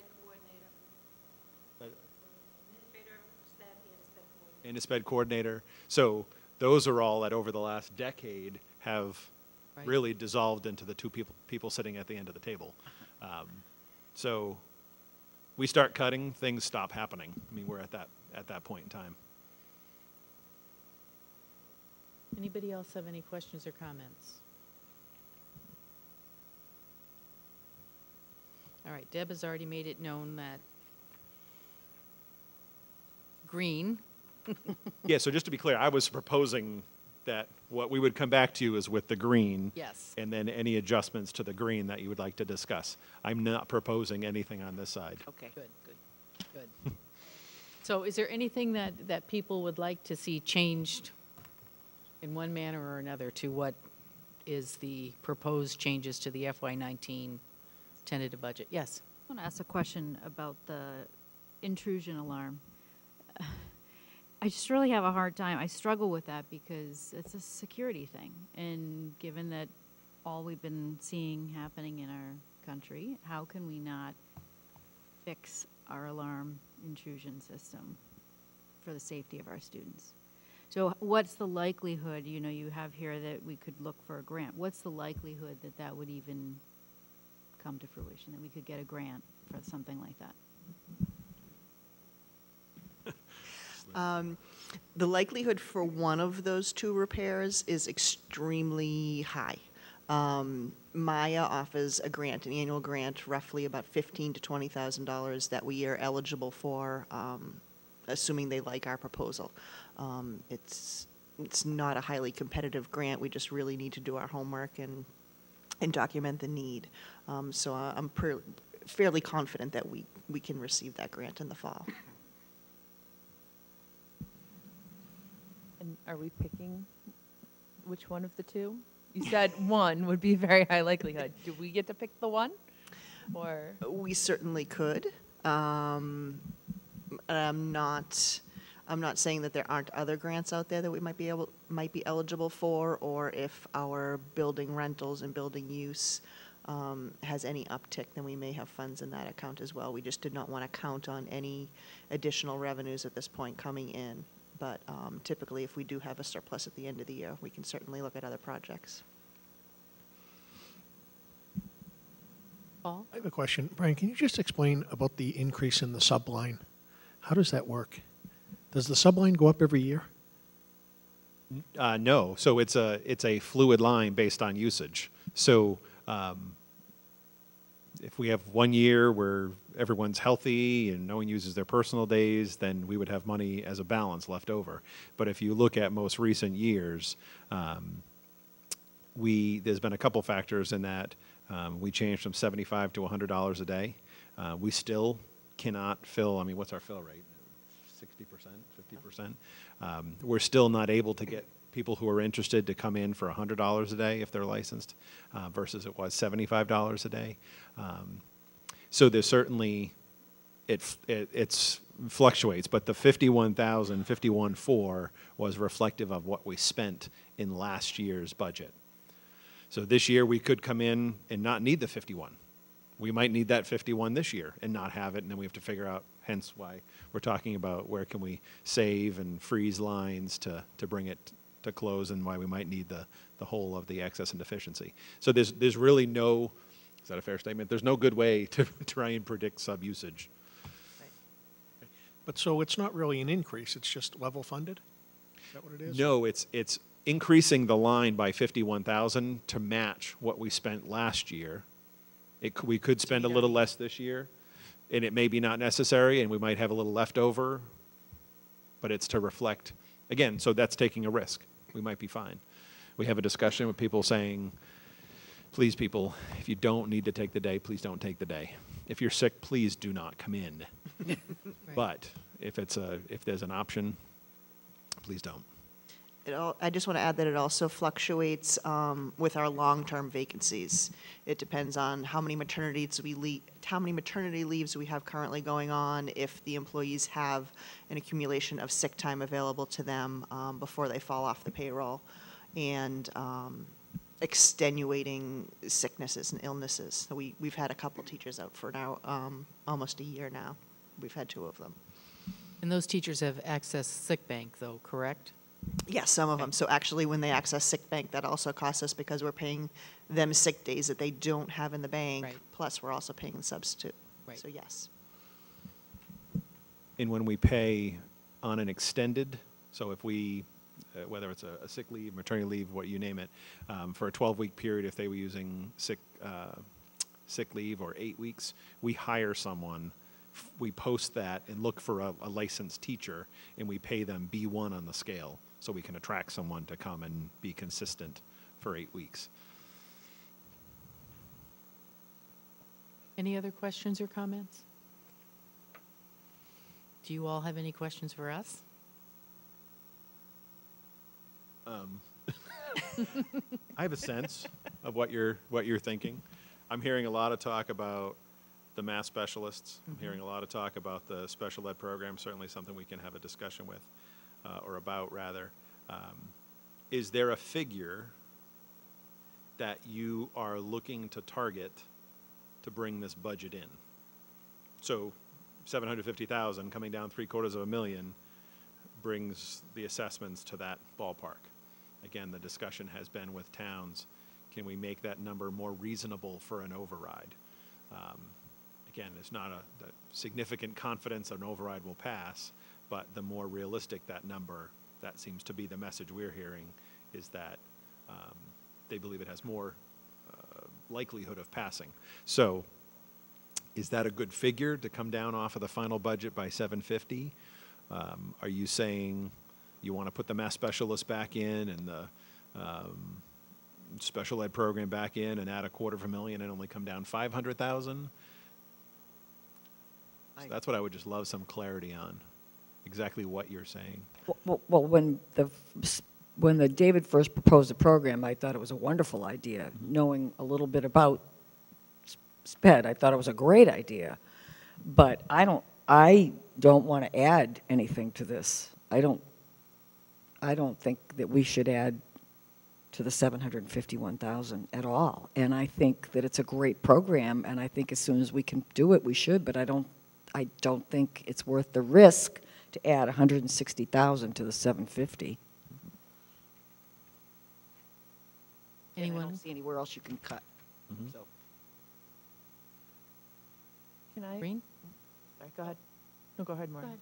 I was just going to piggyback off of Dina's question, because I guess this is a place that I'm still kind of wondering about, is what exactly the addition of the late buses with the small amounts gets us back. Is it just academic support that we really can't count on? Or are there activities that are literally only happening 2 days a week and we could guarantee to schedule them and we're opening up activities to students? I'm trying to get at, obviously most sports are more often than these late buses would be running. So it's not going to bring access to athletics back for some students. What is this bringing back to us, and what is a possibility and what is guaranteed when you're talking about what it can bring back to us? I'm going to answer that and actually add something I've been thinking about and is not in here, that there's a chance I might trade that off. We're ESPing right there. It's a roughly $50,000 figure. That figure of 50,000 is roughly half, 106, 105, Right.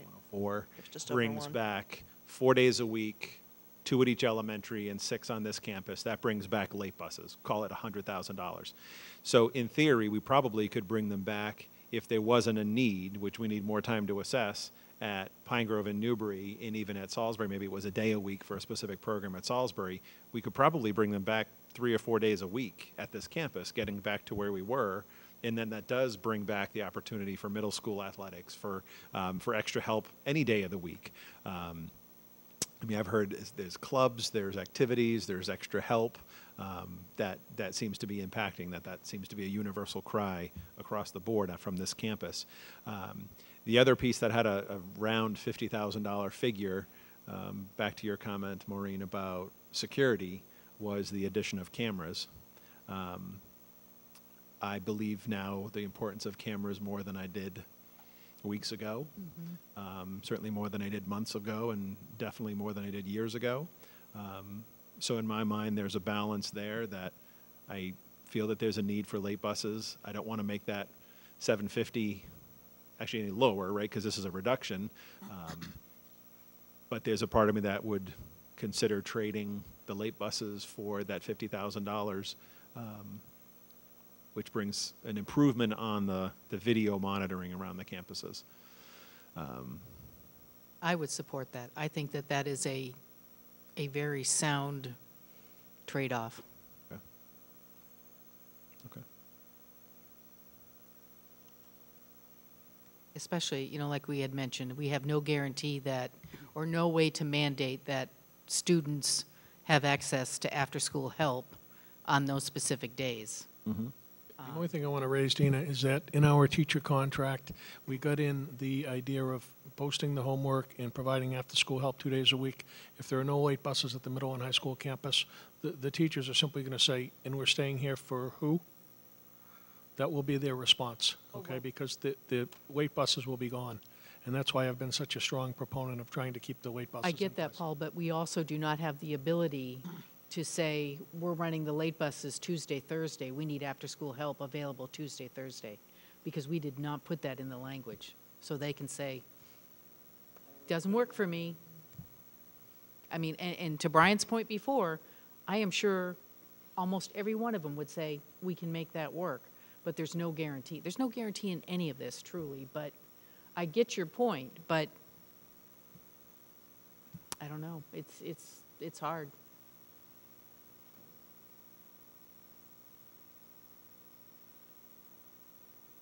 Anything else? Do you have any further questions for clarification from us? I just want to make sure that we're not taking, besides that change that you just proposed for the cameras, that we're not taking anything else off the table as being a cut at this point. Because I'm going to incorporate all these during our snow day tomorrow, assuming we all have power, or at least I have power. And I'm going to back up everything. It can even work off the laptop battery. So I'm going to incorporate all these into the budget. So I just want to make sure that we're comfortable with these cuts while they are not comfortable at a comfortable level whatsoever. Absolutely. We really can't go up from there once we cut them. So I want to make sure we're all on the same page. Can I just ask a quick question? So are we taking out then the late buses and taking that money and shifting towards cameras? Okay, That's the discussion. okay. Yeah, I had And that as a I- takeaway to Yeah, we got a lot of time to sit and talk about this stuff. So the other thing is for flexibility, it might not be the perfect budget presentation on Thursday or Wednesday. Yeah, I wish we had till Thursday. As far as narrative and all that, we gotta, again, now having a snow day, we had all day today, tomorrow and Wednesday, and now we have, We'll be good. be good. We'll be good. We don't have too many moving pieces. I mean, We're perfect. I don't know why I'm doubting. Yeah, so I'm hearing there's some concern about the lack of late buses.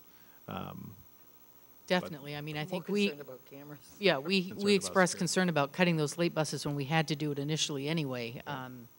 But yes, as Deb just said, we're more concerned about security right now, given the current climate in schools. Anything else? Just, can we talk about the top line numbers a little bit? Because that's where part of my concern is. I know that Brian's kind of done some strategic, whatever, looking at cuts more on the Peach side. I obviously can't speak for Rowley, but just what I know of the current financial situation, because they have been hit so hard the last few years, I'm not sure that that's going to be a number that's a doable number. Talking about the pink peach Yes. side. Yeah. Yeah. I'm concerned that it's going to take deeper cuts than that. I worry about an override too, if we officially come to that situation. I know that anything that we put further on the green one would go, you know, obviously it's going to get split 3 ways, but I almost feel like it needs to be deeper to do every possible thing we can to get those through, because it's just going to be devastating if we have to do the Peach cuts plus some. Absolutely. I don't know. I mean, So- that's strategy, but So looking at this, Narissa, what is the least distasteful that we need to cut? oh, looking at the Peach, I don't know. I mean, that's the hard question. And I guess my philosophy is, and I know people don't like to hear this, town officials in particular, but our job is to create a budget that does the best for our students. This doesn't do it. I fully understand And, that. and so, in listening to the discussions that we've had, the public hearings, there were a lot of people who came up and said, let us decide, let the voters decide. I think we need to give them that chance. I mean, we are taking a risk, but if this is what we think is the bare bones that we can offer an education, I'm not even going to say a quality education, I think we go with this. And then if the overrides don't pass, we already have a Plan B, and yes, we will, I anticipate if we have to go to Plan B, we'll be looking at a longer list of cuts that'll have to be made. But at least by then, the whole community has had a chance to weigh in and say, you know, we can't afford it. And I totally respect that. I get it. But we're missing a whole piece here. I understand that. I just also know that we need to function within the reality and climate that we live in. And unfortunately, there's always going to be trade-offs. Right. And I'm not advocating for a particular cut. I want us to have that conversation and be really aware at this point, because we're 2 days till final budget. Right. I get it. I think that we've made the cuts that we can. I mean, me personally, I think we need to leave it to the voters who will make the final decision. And bearing in mind that I will be one of those voters. I live within the Triton community, as we all do. So whatever impact there is on an override, I'm going to feel too. And I don't have kids in this district. But that doesn't mean that I'm not passionate about what we need to be doing to provide the best that we can for them, given the tight circumstances.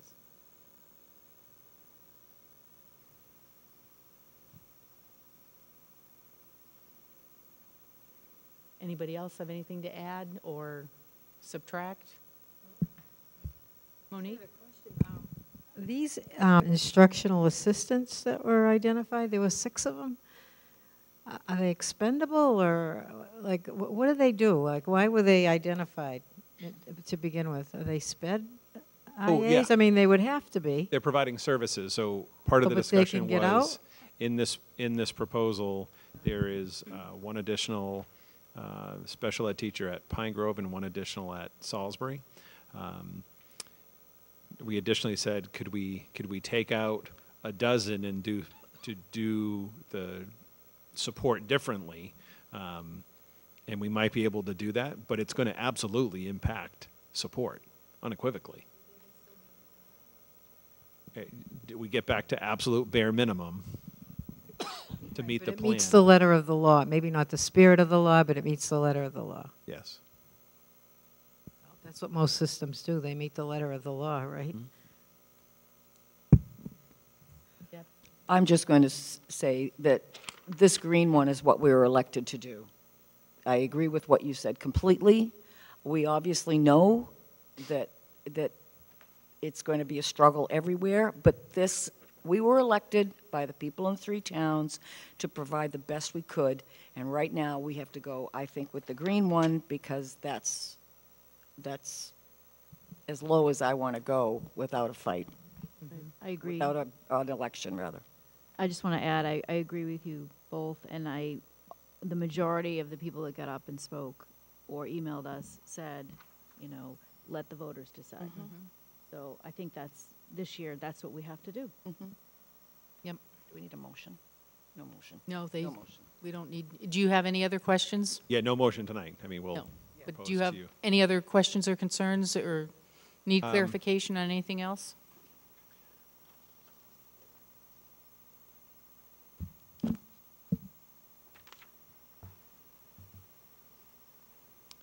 I do not.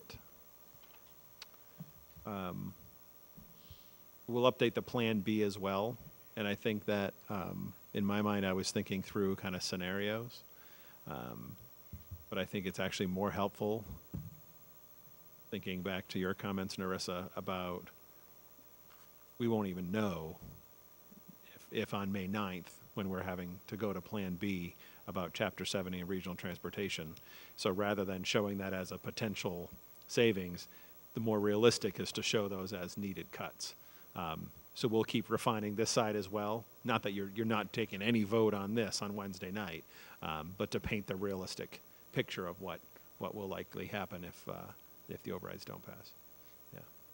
And I think this is an important time to mention, I mean, Narissa had said before, she's working very hard on trying to create activism within the communities, and I know Monique is too, for the overrides, but even beyond the overrides, getting to the state level, we really need to keep working on that. We cannot, as our town officials have said time and time again, we cannot keep relying on overrides. We have to stop that.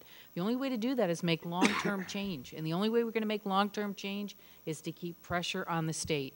Right now, we have the attention of the state auditor, and our local delegation, like I mentioned at the beginning of the meeting, is working hard towards trying to focus on the unique needs of regionals.